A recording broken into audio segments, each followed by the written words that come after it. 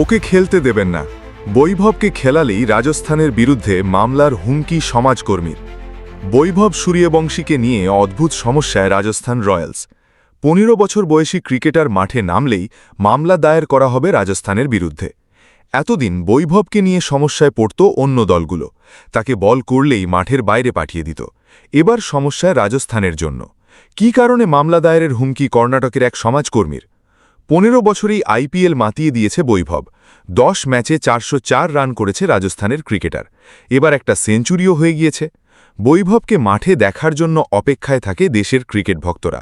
আর সেখানে কর্ণাটকের এক সমাজকর্মীর বক্তব্য, বৈভব মাঠে নামলেই তিনি রাজস্থানের বিরুদ্ধে মামলা ঠুকবেন। কেন? তার দাবি, ১৫ বছর বয়সী ক্রিকেটারকে খেলানো শিশু শ্রমের শামিল। সংবাদ মাধ্যমে এসে ওই ব্যক্তি বলেন, ১৫ বছরের একজনকে খেলিয়ে তাকে শোষণ করছে রাজস্থান। সে নিতান্তই শিশু। তাকে পেশাদার ক্রিকেট লিগে খেলানো হচ্ছে। এটা শিশু শ্রম ছাড়া আর কিছুই নয়। তারা কিভাবে একজন নাবালককে এরকম একটি বড় লিগে খেলাচ্ছে?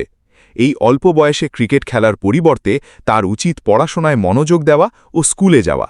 এটা অন্য শিশুদের কাছে অত্যন্ত খারাপ দৃষ্টান্ত স্থাপন করে। তিনি আরও বলেন, আমি এর তীব্র নিন্দা জানাই।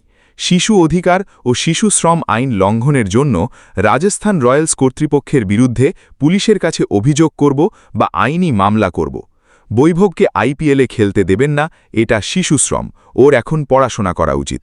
উল্লেখ্য, ভারতের শিক্ষার অধিকার আইনে ৬ থেকে ১৪ বছর বয়সী শিশুদের বিনামূল্যে ও আবশ্যিকভাবে স্কুলে পাঠানোর কথা বলা হয়েছে।